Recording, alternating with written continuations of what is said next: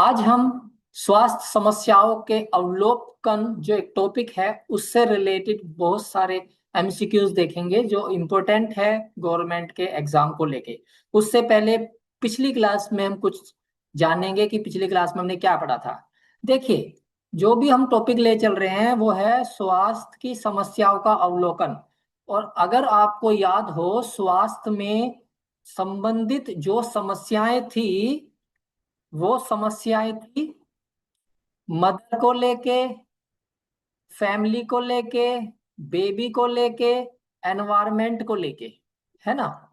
जिसमें कुछ बीमारियां जैसे कि डायबिटीज मेलेटस का नाम सुन लिया, या फिर डेंगू या मलेरिया का नाम सुना, डायरिया का नाम सुना, है ना। इस तरह की बहुत सारी परेशानियां समस्याएं थी। और उनको अवलोकन की बात करते हैं तो अवलोकन में हमें सबसे पहले ये चीज समझना है कि हम होम विजिट के द्वारा काम करते हैं।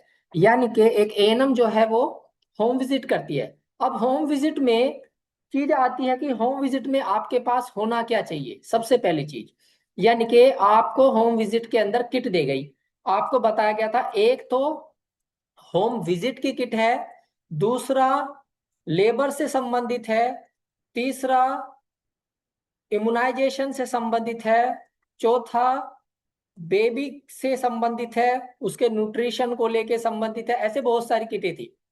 उस किटों में आखिर होम विजिट के बैग में आपके पास क्या क्या होना है। MUAC, MUAC का मैंने आपको कल बताया था। MUAC क्या है?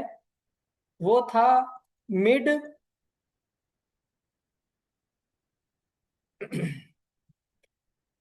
Upper arm सरकम फेरेंस। ठीक है, मिड अपर आर्म सरकम फेरेंस। ये ये नेक है, ये एल्बो है, ये आर्म है। ठीक है, ये अपर आर्म है, ये लोअर आर्म है। तो यहां पर अपर आर्म के बारे में बात की जा रही है। तो फुल फॉर्म इसकी निकल के आई मिड अपर आर्म सरकमफेरेंस। तो हमने इसमें देखा था कि बीमारी से संबंधित दो बीमारियां यहां पर हैं, बच्चों से संबंधित कुपोषित की दो बीमारियां हैं, क्वाशियोरकर और मेरास्मस, है ना। समझने के लिए बड़ा ही आसान होगा। K for kidney, M for muscle. जब बच्चा, क्या पसलियों में, क्या पसलियां दिखती हैं? मसल्स नहीं है, M आ रहा है, तो ये मेरास्मस संबंधित बीमारी में आएगा। और अगर सूजन है, किडनी की वजह से सूजन होती है, किडनी में परेशानी की वजह से, तो K फॉर क्वाशियोरकर। ठीक है, यहाँ पे चीज आराम से समझ में आ जाएगी। तो बच्चों में कुपोषण की दो समस्याएं निकल के आई, जो कि दोनों की दोनों ही PEM, प्रोटीन एनर्जी माल न्यूट्रिशन से संबंधित है। प्रोटीन एनर्जी माल न्यूट्रिशन से संबंधित है, और दोनों ही बीमारियां हैं, दोनों में अलग अलग कंडीशन है। मरासमस में देखी गई हैं, पसलियां दिखने लगती हैं, स्किन ड्राई होने लगती है, और यहां पर केफ और क्वाशियोरकर के अंदर देखा है कि सूजन आने लगती है। तो MUAC जैसे ही 11.5 से कम आर्म का सरकमफेरेंस होगा, तो हम तुरंत उसे समझेंगे कि ये मॉडरेट लेवल पे जा रहा है। यानी कि बच्चा जो है वो वीक हो रहा है, कुपोषित हो रहा है। तो ये बहुत अच्छा तरीका है। थर्मोमीटर बुखार नापने काम आएगा, BP मशीन रक्त को समझने के। अब यहाँ पे अगर मैं स्टेथोस्कोप और ऐड कर दूं, तो ये साउंड को सुनने के काम आएगा। अब चाहे वो हार्ट का साउंड हो या फेफड़ों का, लंग्स का साउंड हो, ये साउंड को सुनने के काम आएगा। ठीक है, तो होम विजिट के दौरान जो किट होगी, उस किट के अंदर इस तरह की बहुत सारी चीजें होने वाली हैं। और जब एएनएम विजिट कर लेती है तो उसके बाद कुछ ऐसे ऐप और ऐसी वेबसाइट्स हैं जिन पे हमें डाटा देखने को मिलेगा कि अगर आप एक गर्भवती महिला से संबंधित डाटा ले रहे हैं, एक बच्चों का डाटा ले रहे हैं, मैटरनल प्लस उसके चाइल्ड से डाटा ले रहे हैं, तो सबसे पहली चीज निकल के आती है वो है अनमोल ऐप। अनमोल ऐप के माध्यम से आप क्या कर सकते हो, गर्भवती महिलाओं का डाटा वहां पे ऊपर डाल सकते हो। फिर आशा, ये तो एक अलग हो गया जो आशा के लिए है। दूसरा है आरसीएच। आरसीएच जो है वो है रिप्रोडक्टिव चाइल्ड हेल्थ। ठीक है, रिप्रोडक्टिव चाइल्ड हेल्थ। रिप्रोडक्टिव है इसका मतलब डिलीवरी। अब एक प्रेग्नेंट लेडी की डिलीवरी होती है और फिर टीकाकरण किया जाता है, इस तरह का सभी डाटा इकट्ठा होगा आरसीएच के अंतर्गत। और एक आईडीएसपी प्रोग्राम चलाया गया है, आईडीएसपी प्रोग्राम जो एनएमओ सीएचओ देख रही है, उसमें हम लोग क्या करते हैं, रिपोर्ट की निगरानी करते हैं।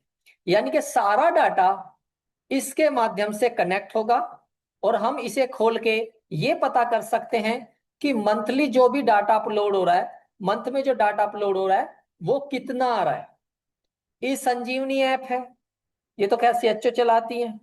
फिर निश्चय है, टीबी कार्यकर्ताओं के हैं।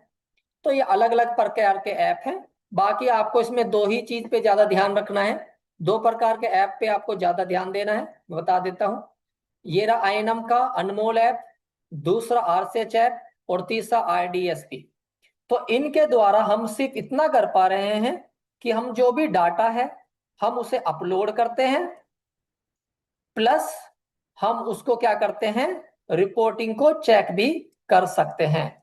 क्योंकि जो चीज रिपोर्ट में होती है वो हमेशा एविडेंस, हमेशा एक एविडेंस यानी कि प्रमाण बन जाती है कि हाँ इस डाटा से ये पता चलता है कि आपने जो किया है वो बिल्कुल सही है।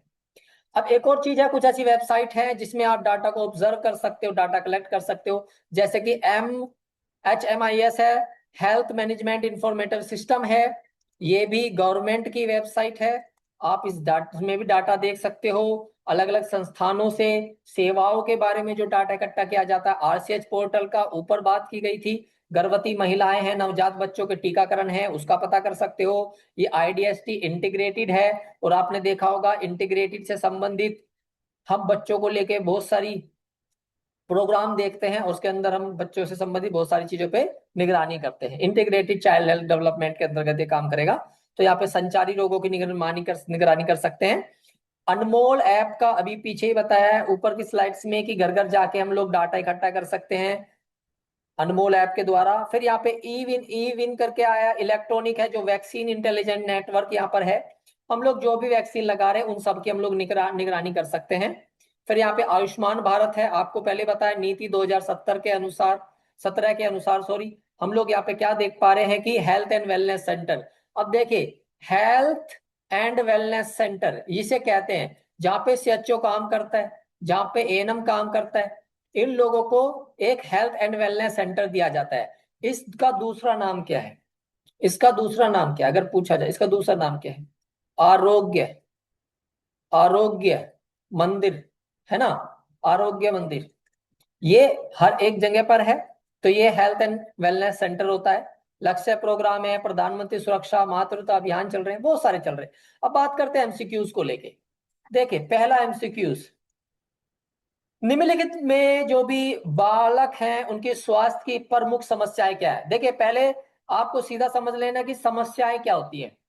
डायबिटीज, डायरिया, और बहुत सारी है, जैसे कि एनीमिया, है ना, एनीमिया हो गया, और भी बहुत सारी हैं, कोलेरा है, डेंगू, मलेरिया, बहुत सारे प्रॉब्लम्स हैं। इन सभी समस्याओं में यहां पर देखो, हाइपरथायरॉयडिज्म ये नहीं होगा, हाई ब्लड प्रेशर ये नहीं होगा। अब बचते हैं मधुमेह और निमोनिया। देखिए छोटे बच्चे के अंदर मधुमेह का पाना बहुत ही रेयर होता है, लेकिन निमोनिया बहुत ही आसानी में नंबर ऑफ पर्सन बढ़ सकता है। तो इसलिए इसका आंसर बिल्कुल निमोनिया बिल्कुल ठीक रहेगा।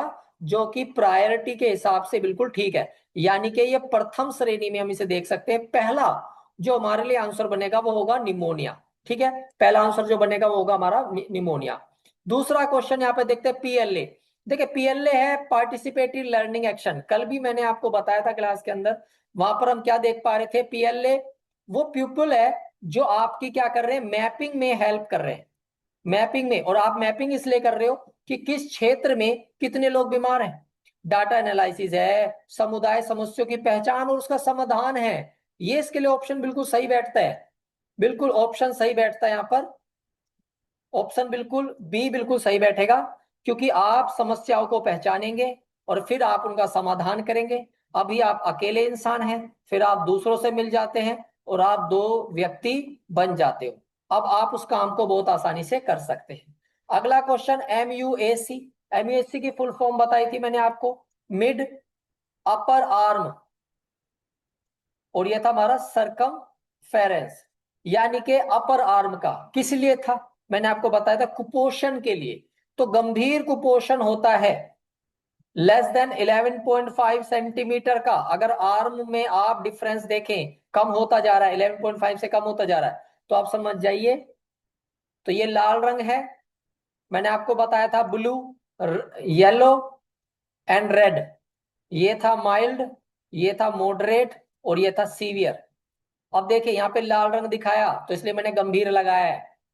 सामान्य पे नॉर्मल होगा व्हाइट, मध्यम पे, माइल्ड पे, मध्यम पे ब्लू, ये येलो और ये रेड।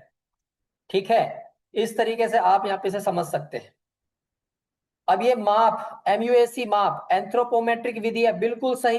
एंथ्रोपोमेट्रिक होती है, इसमें हाइट, वेट और लेंथ को हम लोग चेक कर रहे हैं, लेकिन यहाँ पे अपर आर्म आया। एमयूएसी फुल फॉर्म याद होगा तो आप लिख दोगे, mid upper arm circumference. Home visit का एक उद्देश्य होता है, देखिए कर संग्रह करना बिल्कुल नहीं, स्कूल चलाना बिल्कुल नहीं, प्राथमिक उपचार।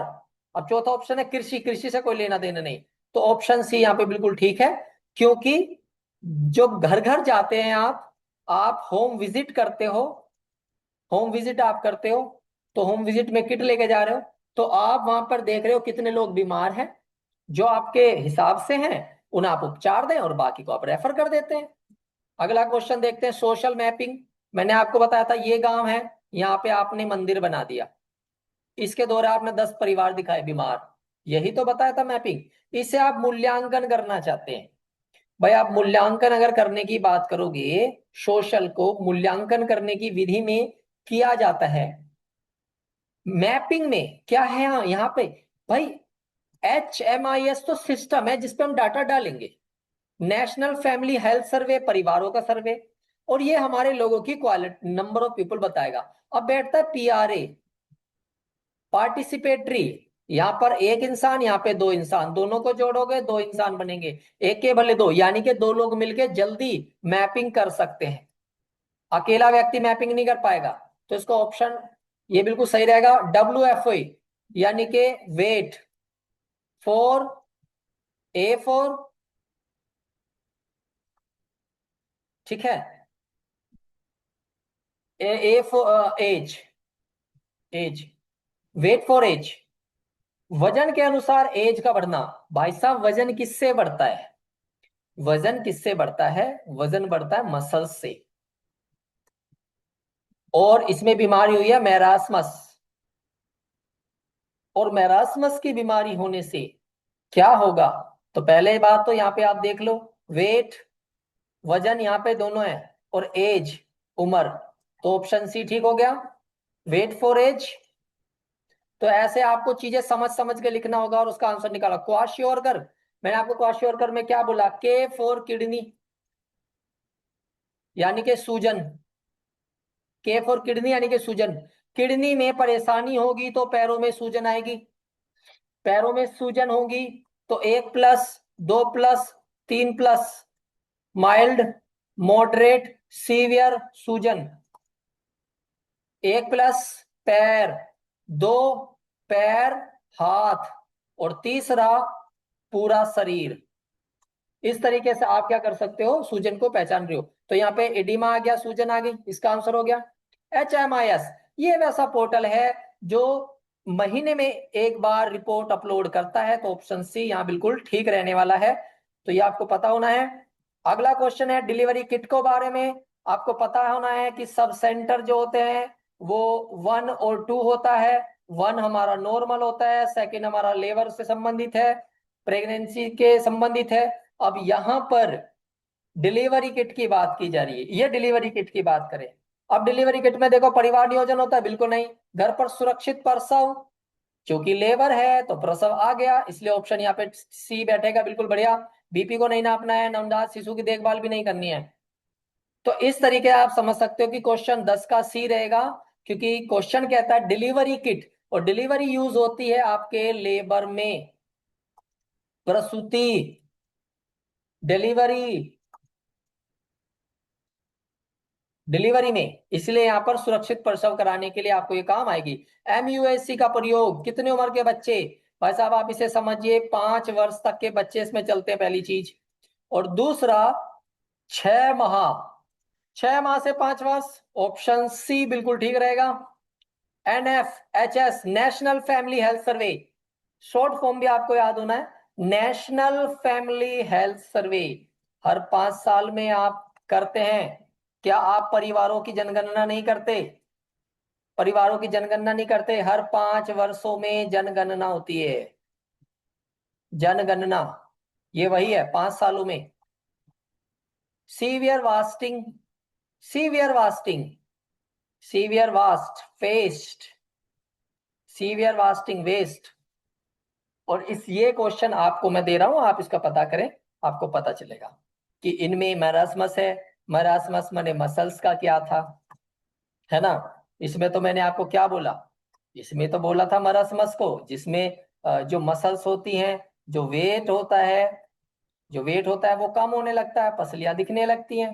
तो सीवियर टाइप की वॉस्टिंग, है ना।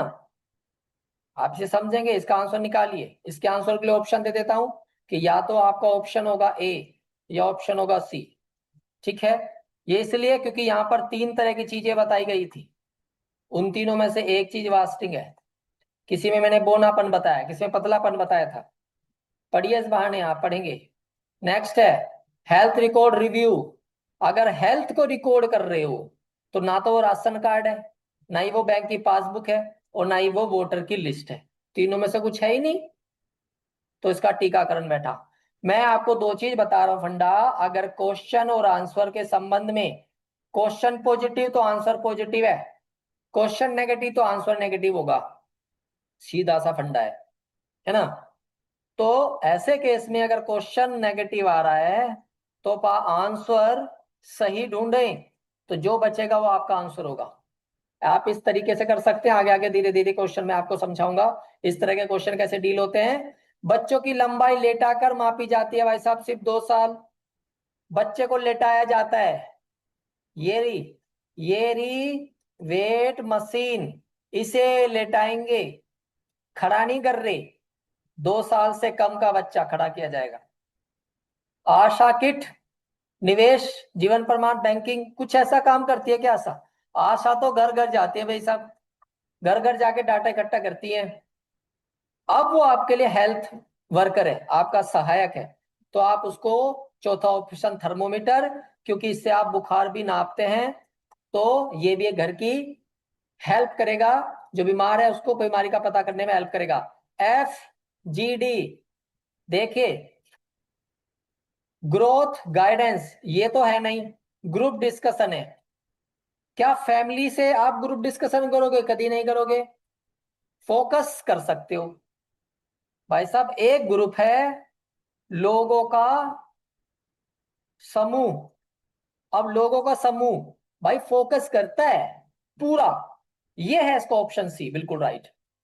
18 स्टंटिंग, मैंने आपको पहले ही बताया था, एक स्टंटिंग है, एक वास्टिंग है, ये 3 आपको करनी है। तो ये क्वेश्चन भी मैं आपके हिसाब से दे देता हूं, इसका एक क्वेश्चन निकाल देता हूं। देखो, अधिक वजन नहीं होगा, दिमाग नहीं है, तेजी से विकास नहीं है, चलो इसका आंसर तो वैसे ही मिल गया। तो स्टंटिंग में उम्र के अनुसार लंबाई कम है, तो ऑप्शन यहाँ पे बी निकल के आ जाता है। देखा करो कभी कभी कैसे मैं क्वेश्चन का आंसर निकालता हूँ, स्टंटिंग, है ना। स्टैंडिंग, स्टैंडिंग का मतलब होता है स्टैंड, तरीका, फंडा। एस फॉर स्टैंड, और स्टैंड है लंबाई, एज प्लस लेंथ, लंबाई। तो ऐसा है ना, स्टंटिंग, ऐसे ही वास्टिंग था, डब्ल्यू फॉर वेट। इन चीजों को समझो, थोड़ा फंडा इस्तेमाल करो। IEC, information education and communication, option B is ठीक, बिल्कुल राइट आंसर है option B. Information education and communication, तीनों तरीके से आप होम विजिट में हेल्प पाएंगे। मरीज को समझाना होता है, फिर उसकी बीमारी का पता करके उनकी सहायता करना है। और नेक्स्ट क्वेश्चन है S R S, S R S, ठीक है, एस आर एस। अब चूंकि आप एएनएम है तो आप खेती तो करेंगे नहीं, जीवन बीमा भी आपका काम नहीं है, और कोई फैक्ट्री में भी कोई ऐसा ही उत्पादन आप नहीं कर रहे हो। आप समझ जाओ, आगे बचा ये, दैट इज द आंसर।